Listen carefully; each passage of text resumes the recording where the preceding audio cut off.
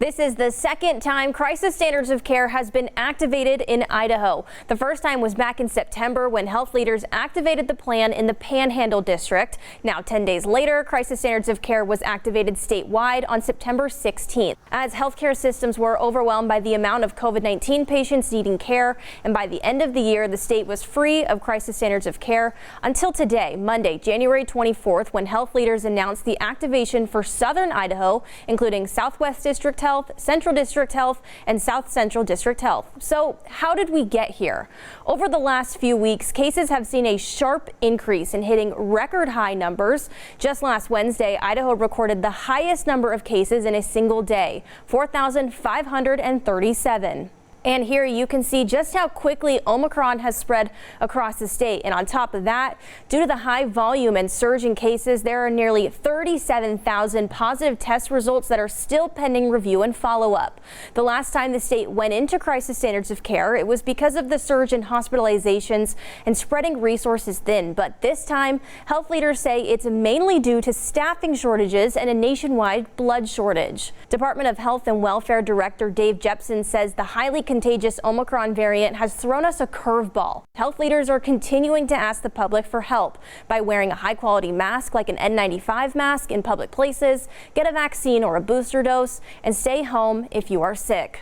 Health leaders say Omicron is much more contagious than previous variants of COVID-19 and shows to have a lower percentage of cases ending up in the hospital. But the record number of cases is still straining our healthcare systems. And more information about the crisis standards of care activation will be available Tuesday during the Department of Health and Welfare's weekly COVID-19 briefing. Nicole Camarda, Idaho News 6. As cases continue to rise, Magic Valley health officials are still hoping to hire more disease investigators. So far, no hires have been made to fill those positions. Officials say the reason is because disease investigators are working with extremely personal information, so the hiring process takes some time. Due to the increasing number of daily cases, the health district is having to alter how they conduct investigations because they take a while. It takes approximately 45 minutes to an hour to complete an investigation. So when we have say 150 cases in a day, that's 150 hours. And we have, say 8 investigators on staff working 8 hours a day, that's 64 cases. The district says they'll now prioritize those in the high risk category. For those interested in applying for open positions, head to the websites on your screen.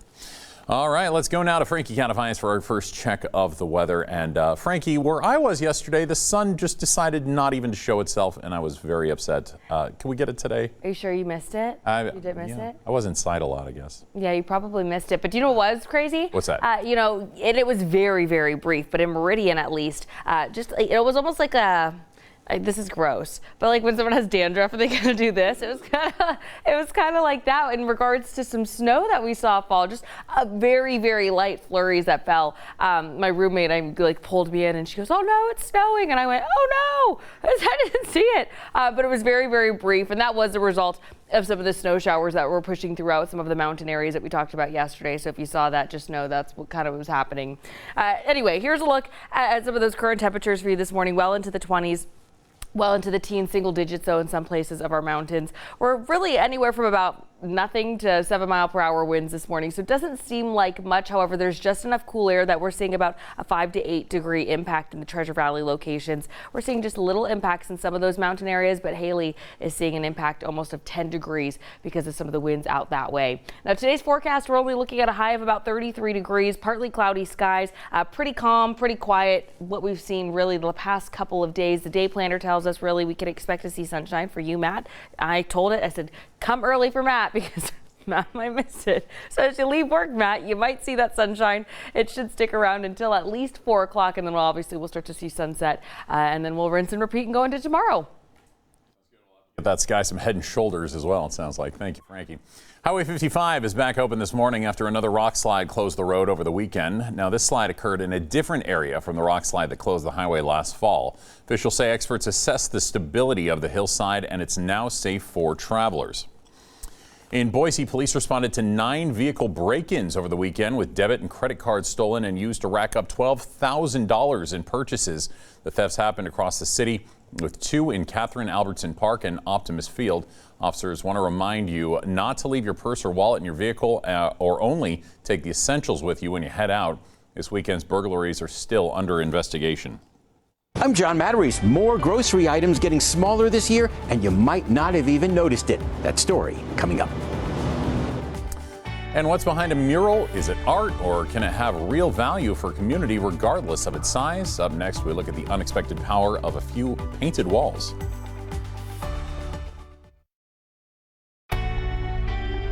This is Idaho News 6. Good morning, Idaho.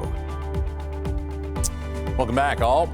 Perhaps you pass a mural on the road and maybe think, oh, that looks nice. But there's more to murals, and no matter the size of the community, murals are having unexpected benefits beyond their beauty. Our Two Americas series takes a look at the America you know and the America you may not. In this case, murals are becoming a significant driver for economies.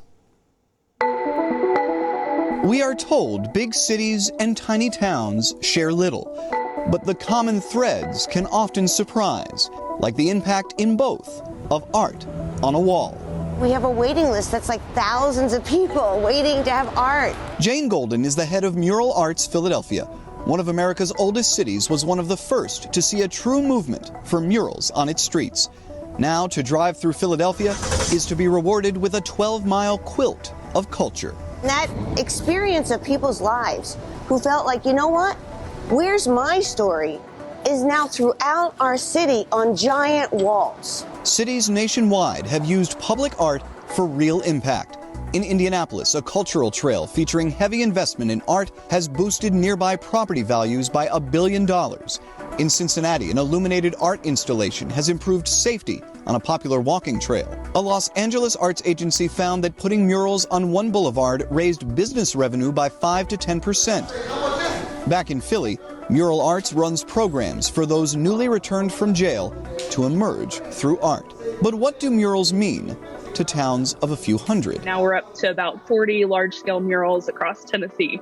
Kristen Luna launched a nonprofit with her husband called Do More Art. They commission murals in largely rural areas. Viola, Tennessee is a population of about 144, I believe. And, to be able to drive by and see something like that every single day and not have to go into an art gallery or a museum is a pretty cool thing for a town of that size to have. Some communities have gone all in. Chillicothe, Missouri has more than 24 murals across town. Lake Placid, Florida has nearly 4 dozen. Home values might not skyrocket, but Main Street businesses get a boost. People go down there to take a picture in front of the mural and they don't realize, hey, there's an antique shop right next to it we never knew was here. And then you kind of get this snowball effect. Turns out there's pride there too. And pride is the undeniable thread that connects murals with communities, no matter their size. I'm Matt Pearl. Thousands of U.S. troops are now on high alert to possibly deploy to Europe if Russia invades Ukraine. A Pentagon spokesperson says the 8,500 troops are based in the U.S. but could deploy to NATO territory in Eastern Europe if needed. Russia continues to deny it has plans to invade Ukraine, but despite having a buildup of about 100,000 troops along the border, President Biden held an 80-minute call with European leaders about possible responses and said there is total unanimity, that is. The president has previously said he believes Russia will invade Ukraine. The Department of Homeland Security warns Russia could launch cyber attacks against the U.S. if U.S. responds to a possible Russian invasion of Ukraine. The warning says Russia has a range of offensive cyber tools that it could employ against U.S. networks. The bulletin also says Russian hackers could have already prepared for a cyber attack during previous operations. U.S. intelligence officials believe Russian hackers were responsible for last year's Colonial Pipeline attack and the attack against meat supplier JBS. Today, the Federal Reserve begins 2-day meetings to discuss possible interest rate hikes. The Federal Reserve will consider its path to tighten monetary policy as it tries to control inflation, which is running at a 40-year high. Economy experts predict the Fed will raise at least 4 times this year.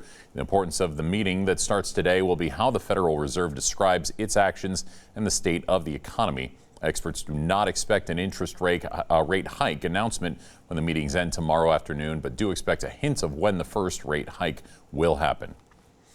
Well, you know the saying, you get what you pay for. Well, apparently not always. Consumer reporter John Matarese received some consumer complaints about household staples that is shrinking in size. He shows us what you can do about it so you don't waste your money.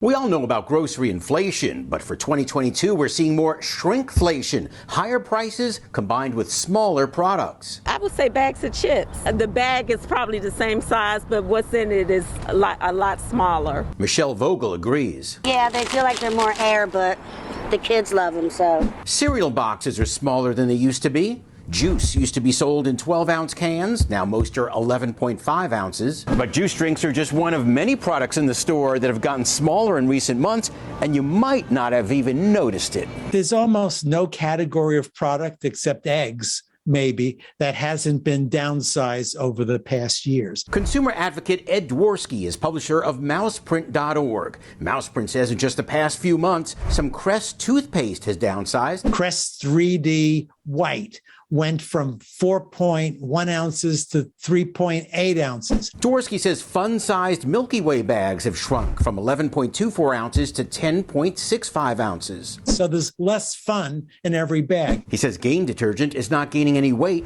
down from 165 to 154 ounces, though it claims the same number of loads. And he says Aleve is down from 100 tablets to just 90, enough to give you a headache. His advice, look at sizes carefully and compare brands. See if a competitor hasn't changed yet. And certainly you can go to a store brand. Store brands tend to be the last ones to downsize. Michelle Clark says shrinkflation is hurting all of us. Frustrating? Very, very. You know, we have families to feed. So check those sizes so you don't waste your money. I'm John Matarese.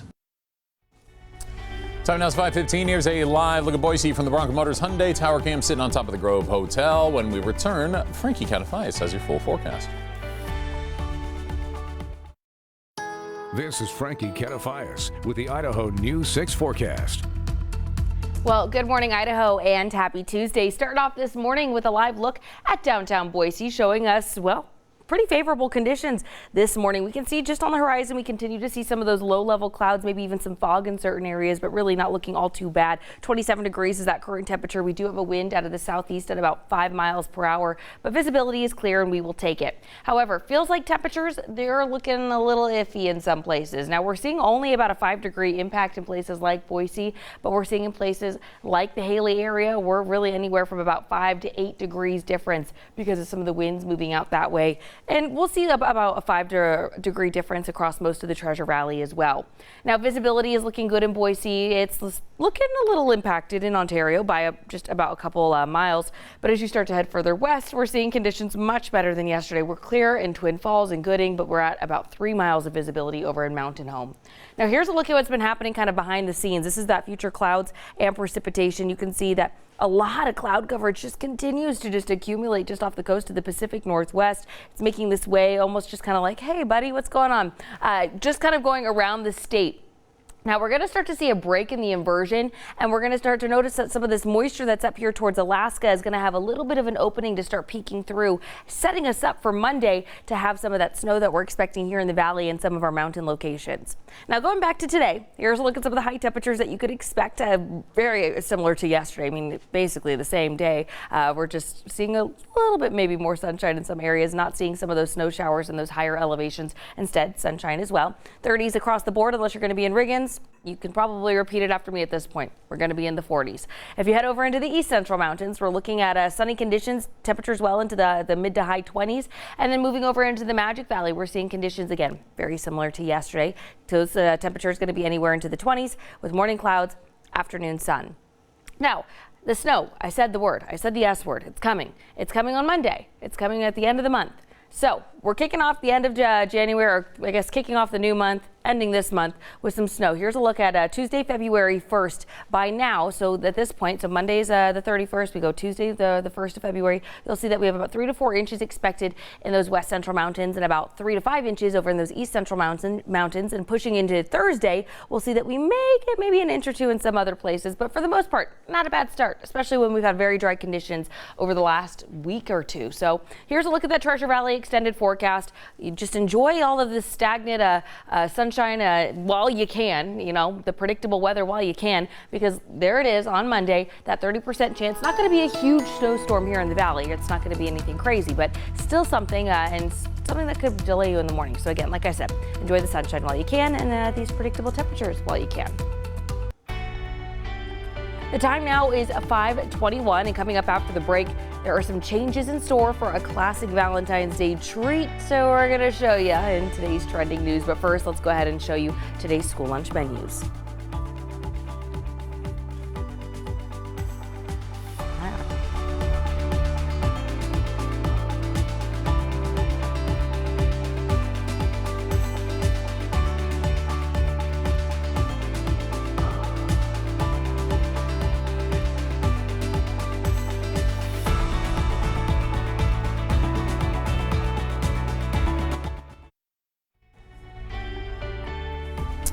Hi there. Welcome back. Here's a live look at Boise, courtesy of our Bronco Motors Hyundai Tower Cam, sitting on top of the Grove Hotel. Ooh, you know, it's starting to feel like Groundhog Day. Is it? Groundhog Day, good for you. Yeah, great. Do you notice what I did there? I did. You said it correctly. Yeah, I've said it so many times the last 2 weeks, and just what, yesterday you corrected me? Several groundhogs, say. But hey, Puxatawny Phil could certainly have a leading lady and some kids in his life. Anyway, yeah. Well, trending this morning for your Valentine's Day gift-giving enjoyment this year, well, you'll find 16 new sayings on the Sweethearts candies. You know, it's about time. Little words of encouragement like "you got this" and "high five" will be added to the candy lineup. The brand says it's trying to appeal to modern times and say encouragements are the new trend. You can also find phrases like "crush it" and "you da best." You da best, everyone. The classic sayings haven't gone anywhere, though. You can still ask someone to be mine in sugar form. Matt, I don't know about you, but I honestly would prefer the compliment, not the encouragement. The compliment? Like cutie pie. Oh, okay, sure. I love you. Yeah, I was gonna say I don't remember cutie. A lot of things. Like I remember "be mine," cutie. Sure, I can't remember. I would rather just take the compliments. Yeah, I think "you da best" is weird. It's not even. If somebody gave me a heart that said "you da best," I'd be like, oh, I guess it would. If it was anyone, it would be fine. But if like your crush, like the whole point of Valentine's Day is like your crush is supposed to like, give you candy. If my crush gave me a "you da best," I'd be like, I just got friend zoned by a candy. This isn't even proper English. Get out of here. Well, Krispy Kreme is trying to help as the U.S. faces its worst blood shortage in over a decade. This is going to be interesting. Oh my gosh. Oh boy. The chain is offering free donuts this week to people who donate blood. Did you think this was going? You don't want to know. Oh no. To get a free dozen, customers have to order in person and show their donation sticker. They can also confirm by calling about their donation at a Red Cross blood donor app. Since March 2020, the Red Cross says it has seen a 10% drop in donations. So what a nice little incentive. Yeah, it really is. And I hope a lot of different companies start doing things like this other than donuts. I try to avoid sweets. I'd like to, I think that'll still bring a lot of people out to give blood. People love free things. Yeah, people do. Yeah, and Krispy Kreme is pretty good. It's pretty tasty. Oh boy. Flying sausages. Let's get to that. They saved a stranded rescue dog in England. One day, Millie the dog slipped her collar and became stranded in dangerous mud flats in Hampshire. Volunteer organization Denmead Drone Search and Rescue mobilized to bring her home. Volunteers initially set about on foot and on kayaks, but tying cooked sausages to drones ultimately grabbed the dog's attention and kept her from running away. The Jack Russell Whippet Cross was successfully lured to safety and returned to her owner. That's kind of genius right there. A very lengthy, time-consuming, expensive dog catching trick, but nonetheless effective. Yeah, very effective. Yeah, that would certainly work with my my beautiful Kobe, a yellow lab. Just sausage. Yeah, just. It wouldn't even need to be cooked. No, it really wouldn't. All right, time now for GMI Wants to Know. Today is National Plan for Vacation Day, which has us thinking about the perfect staycation. So we want to know, what's your favorite thing about where you live? Let us know on Facebook, Twitter, and Instagram. We're going to share those on air. Frankie, what's the favorite thing about where you live? Which is the same place that you live. True. I would say, honestly, the one thing I love about Idaho, just in general, is really the agricultural community. Like, I love that when you go to a farmer's market, unlike some farmer's markets on the West Coast, you're actually you're meeting local farmers and ranchers and, you know, dairymen and women, and you know, you're buying stuff out of people's backyards, and it's like, I mean, it's very, the support local community here. Oh yeah. Is just, I mean, not just for food, it branches even beyond that, but I mean, in this case, I'm just a food gal. I think it's awesome. I'm with you. I agree. People are nicer here. Yeah. People care, and that's really important and sweet. Let us know when you can. 5:28 is the time. Coming up in our second half hour, Omicron cases continue to surge in the state. We'll show you how you can help out your local health district. And a new resource for memory care patients is rolling out in the Valley. We'll explain how it's helping those patients and why it's important.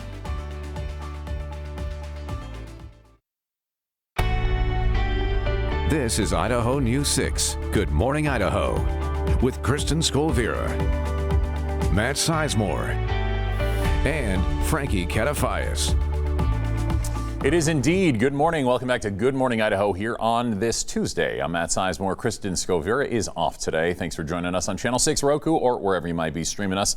Well, for those with Alzheimer's and dementia, the pandemic has presented new hurdles in care, but now there's a toolkit to help them find everyday stability. Our Madison Hardy talked to one local assisted living facility trying to make a difference in this morning's Finding Hope. Touch, hearing, and sight are all senses affected by dementia. But how one assisted living facility in Caldwell is caring for those patients is quite memorable. Prestige Assisted Living Product Manager Angie France says that the pandemic hasn't been easy on the 26 memory care residents at Autumn Wind in Caldwell.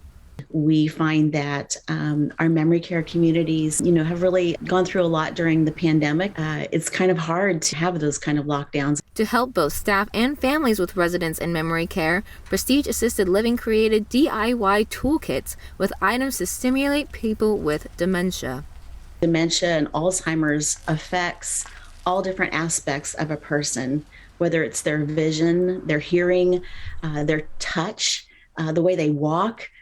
All of those different areas are needs for them. Grant said that health officials believe there are possibly 75 to 100 different types of dementia now, and that the tools in their DIY kits aim to help patients who are experiencing unique effects from the illness. We need to keep learning every day because there's certainly new things we learn, through the healthcare field and things like that, and through research about people with dementia and Alzheimer's, being able to learn every day new ways to engage and make sure that they have a great day. Empathy and understanding can never be more prevalent in this day and age, and that's why these toolkits at Autumn Wind are the perfect fit for caring for their residents. I'm Madison Hardy, Idaho News 6. All right, let's go back to Frankie Katafias for a check of that forecast. And Frankie, I don't know if I've been in the Pacific Northwest now for an extended amount of time. I mean, I know I have, but I walked outside today. 24 degrees just doesn't feel that cold to me anymore. Am I just too large? Yes. Matt, perhaps it was your layers. Perhaps you've acclimated.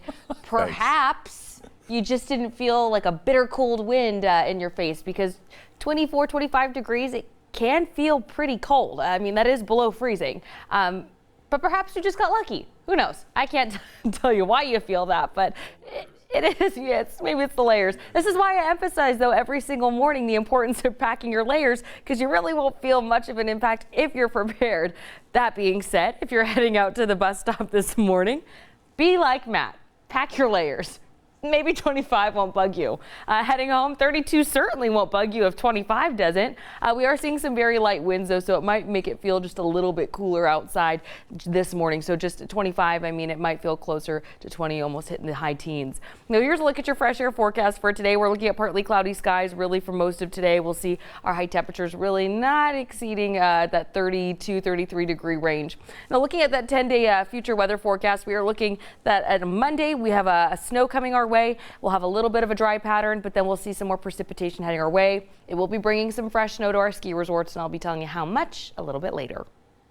Pack those layers. Thanks a lot, Frankie. Inside the State House, a bill that aims to add to existing law to create a public school health insurance fund passed the House. The legislation looks to provide the same insurance coverage to Idaho's educators and teaching staff as state employees receive if they choose. Bill sponsors hope this will retain teaching staff across the state. According to the 11-page bill, if signed into law, it would create a dedicated fund to pay for the one-time amount required for public schools to buy into the state's medical and dental group insurance plans. Governor Brad Little took to Twitter saying he supports this, quote, game-changing legislation for Idaho teachers to receive insurance for themselves and their families. The bill now moves into the Senate. Meanwhile, Board of Education President Kurt Liebig is on the defense for the state's public education system. The Associated Press reports Liebig testified in front of the legislature's budget setting committee on Monday. He said the Idaho education system is, quote, directly responsible, unquote, for the state's economic success, including this year's nearly $2 billion budget surplus. Comes as public education has been routinely under fire from far-right lawmakers, some of which are seeking to cut financial support from higher education. Lawmakers on the Joint Finance Appropriations Committee will be hearing budget requests from state universities and colleges this week.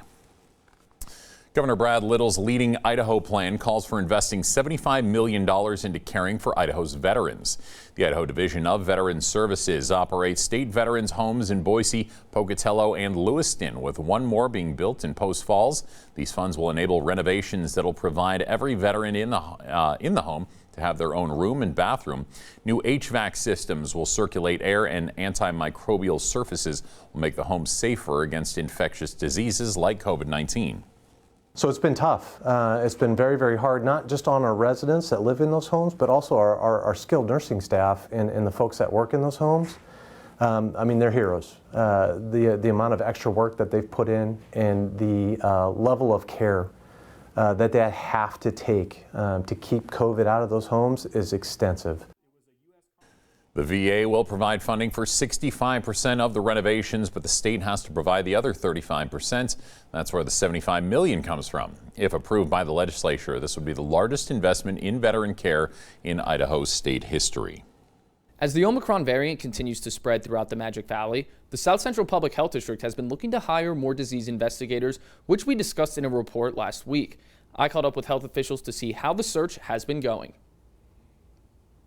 So far, no hires have been made to fill these positions, but the health district has received multiple applications. It's a very careful process because these disease investigators are working with extremely personal information. So we're not willing to hire just anybody off the street. We do have to make sure that they are able to keep this information absolutely confidential and handle these cases and talk with these individuals with a lot of empathy and respect. It may take time to get more investigators on staff as the health district is still in the interview process. Then, once hired, applicants need training. Of course, there's the phone part where we actually reach out and make those calls, but then they have to enter this data into a couple of different systems and they all work differently. So there's also some electronic technical training as well that they require. And then there's the HIPAA training, which is the confidentiality. Due to the increasing number of daily cases, the health district is having to alter how they conduct investigations because they take a while and will now prioritize those in the high-risk category. It takes approximately 45 minutes to an hour to complete an investigation. So when we have, say, 150 cases in a day, that's 150 hours. And we have, say 8 investigators on staff working 8 hours a day, that's 64 cases. For others interested in applying for open positions, you can head to idahonews6.com. In Twin Falls, I'm Alex Grant, Idaho News 6. As housing insecurity remains a pressing issue across Idaho, nonprofits like the South Central Community Action Partnership and Everybody House are asking for volunteers in the upcoming National Point in Time, or PIT count. The PIT count is a national anonymous survey that shows trends in homelessness and identifies an area's need for resource. The better count we get, the better reflection of the true number of people living with housing insecurity in our area, the more funds and resources we get to help address that issue. PIT crews will go out this Saturday in Twin Falls to conduct surveys, hand out chocolate, coffee, donuts, and gift cards. For more information on how you can help, head to everybodyhouse.com/PIT. Well, you ready for the NCAA tournament? It sure looks like the Broncos are. Boise State has now won 12 in a row as they finished off a grueling stretch of 5 games in 5 different states over the last week and a half. Boise State returns home today as they welcome in Wyoming for a 7 o'clock tip. One more win by Boise State would tie the school record of consecutive wins in a row. Also, the Mountain West have rescheduled BSU's game that was canceled due to COVID-19. The Broncos were originally set to play at Wyoming on January 1st. Now that game is next Thursday, February 3rd. The time is 5:39. Still to come here on Good Morning Idaho. The Haley Public Library is taking steps to make their space more inclusive. We'll explain how. And 3 former Minneapolis police officers are on trial. We'll break down the charges they're facing. This is Idaho News 6. Good Morning Idaho. In Haley, over 30% of the people identify as Hispanic, which is why the Haley Public Library is working to make their space more inclusive. I spoke with library organizers about the steps they're taking to connect with the Hispanic community. For the Haley Public Library, serving the entire community is a top priority. That goal inspired library leaders to apply for a grant with the intention of expanding their available resources to the Hispanic community. They represent a solid third of our population, but when we looked at who was coming in our door and checking out our various materials, it was a small percentage. After receiving the $3,000 grant, the library began making changes. Library staff and community members worked together to brainstorm on how to improve the program. One of those changes included upgrading the selection of books in Spanish, leading to the purchase of around 200 books. A majority of those books were for children, and the library knew the books deserved to be displayed. And that was really important for people just to see the books. And then we did front face a lot of books so families when they come in can actually see the Spanish language here on the covers of the books. For more information, visit idahonews6.com. In Haley, Evelyn Avitia, Idaho News 6. Well, prosecutors accuse the 3 former Minneapolis officers charged with violating George Floyd's civil rights with just standing by as former officer Derek Chauvin killed him. Floyd died May 25, 2020 after Chauvin held him to the ground with his knee for more than 9 minutes. Prosecutors say the 3 officers on trial chose not to protect George Floyd. Defense attorneys for the men say then Officer Chauvin called all of the shots as the senior officer at the scene. Trial is expected to last about a month. The officers also face another trial this summer for aiding and abetting in Floyd's murder. Chauvin was convicted in Floyd's murder and already pleaded guilty to violating his civil rights. The world's most powerful telescope is now in position to provide new information about the universe. The James Webb Space Telescope arrived at its orbit around the sun, about 1 million miles from Earth. That's 4 times the distance from the moon. It took 30 days to arrive after its launch on Christmas Day. Before it can start taking pictures of the universe, NASA engineers must now fully extend the telescope's mirrors, which is expected to take about 3 months. The telescope is considered the successor to the Hubble, which orbits about 330 miles up.